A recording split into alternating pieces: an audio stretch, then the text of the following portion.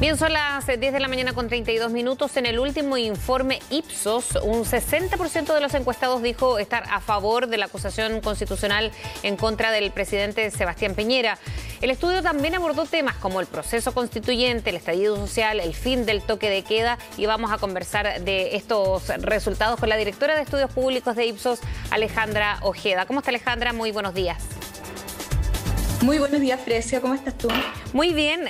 Alejandra, primero podríamos comenzar con un tema que tiene que ver con la pandemia, que también está dentro de este estudio, porque hoy se retoman los balances presenciales y en este sentido también hay una poca efectividad, según lo que decíamos, de las medidas sanitarias tomadas en el último tiempo. ¿Cómo se van mezclando estos hechos o decisiones, por ejemplo, de una comunicación de riesgo con el estudio que abarca Ipsos? Nosotros venimos siguiendo la percepción de riesgo a nivel país desde el inicio de la pandemia. Cuando aparece el primer caso el día 3 de marzo, nosotros comenzamos la medición y durante esa primera semana la percepción de riesgo en el país era muy baja, 27%. Y en una semana crecimos en 50 puntos, llegamos a 77% en marzo del año pasado y de ahí nos mantuvimos bastante estables durante mucho tiempo. Ahora, en los últimos meses la percepción de riesgo había caído, pero hoy en día con este informe que estamos presentando en esta oportunidad con claves Ipsos, observamos que llegamos al punto más bajo de percepción de riesgo por parte de la ciudadanía.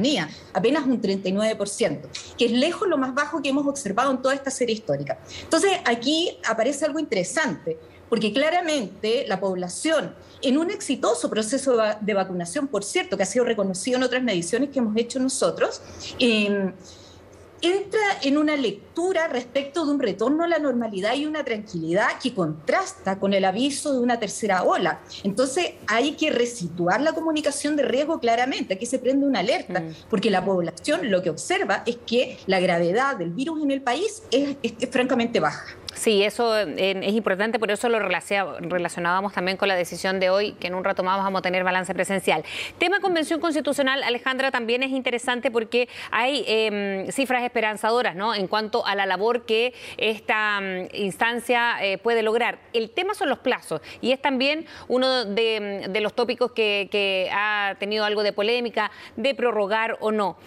¿Por qué, o esa dicotomía de tener esperanzas o confianza de lo que puede hacer la convención para escribir la nueva Carta Magna, pero no cumplir los plazos? ¿Por qué se puede dar esa dicotomía? Claramente la población comprende poco de lo que está pasando en términos de la discusión.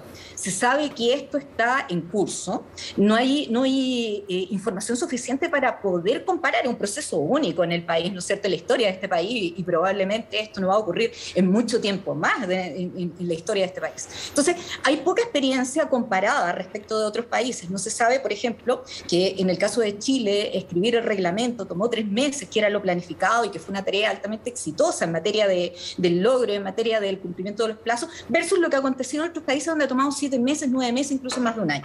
Entonces, existe esta sensación como de estancamiento, como que esto no avanza. Entonces, aquí hay un desafío importante para la Convención Constitucional, porque por un lado hay confianza de que se va a escribir una nueva Constitución y que esta va a llegar efectivamente a ser ratificada en el plebiscito de salida. Eso, un 55% de la población está convencido de que va a ser así. Y una cifra muy parecida, un 54% además, cosa que es muy importante, muy valorable, piensa que esta nueva Constitución además va a representar efectivamente el Chile que tenemos hoy en día, este Chile diverso.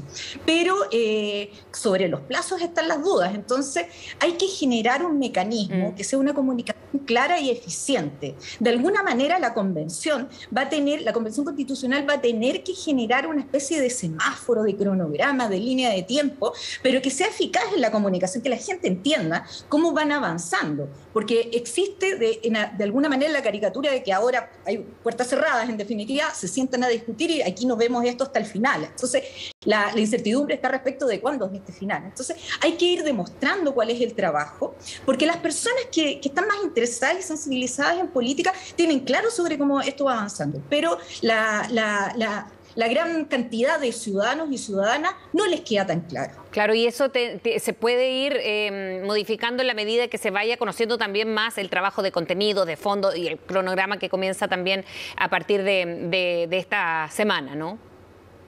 Claro, cada una de las comisiones tiene un cronograma de trabajo o está justamente en la etapa de construcción de este cronograma de trabajo. ¿Qué van a discutir en primera instancia? ¿A qué acuerdos pretenden llegar?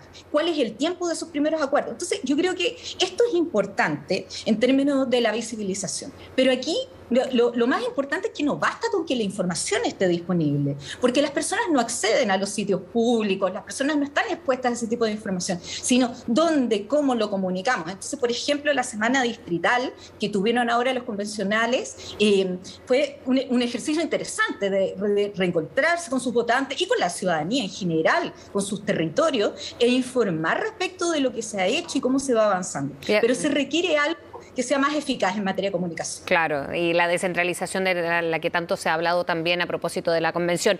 El 60% de los encuestados en este estudio de Ipsos, Alejandra, dice estar a favor de la acusación en contra del presidente Piñera. ¿Cómo se lee esto y cómo ha ido abarcando respecto a estudios anteriores, en que esto quizás no estaba contemplado, pero es lo más llamativo de lo último, ¿no? Mira, para leer ese 60% hay varias claves en las preguntas que nosotros hicimos que tenemos que entender. La primera, 60% de apoyo a la acusación constitucional, a favor de que ésta avance. Y esto transversal, porque uno podría pensar de que hay diferencias por niveles socioeconómicos, por género, por territorio, por edad, y no es así. Este es un consenso generalizado. Pero además, hay un 63% que cree que es muy importante que parlamentarios y parlamentarias avancen en la investigación. Entonces, y uno podría hacerse la pregunta aquí respecto de quién gana con esto, que la hicimos nosotros, preguntamos quién gana. Y uno probablemente podría haber pensado que la respuesta más obvia era, bueno, ganan los candidatos, las candidatas presidenciales, en este momento ganan los partidos de oposición, etcétera, y no es así, sino que nos encontramos un 37% que nos dice, primero, gana el país con este proceso, y segundo, 22% gana la ciudadanía. Entonces, estas son claves para leer que, si bien es un hecho político importante, relevante, en realidad la ciudadanía lo está significando como un hito en materia de probidad. Ya no da más, ya no es posible tener noticias de esta índole o tener este nivel de sospecha sobre las autoridades públicas, menos sobre la figura presidencial. Entonces, hay una importante expectativa sobre qué va a pasar con la acusación constitucional y claramente se ha instalado la sensación de que efectivamente esto tiene que investigarse. Es importante avanzar en materia de probidad en el país porque estamos al debe en esa materia. Bien, Alejandra Ojeda, muchísimas gracias por haber hablado con CNN. Que esté muy bien. Frecia, muchas gracias, que te encuentres muy bien.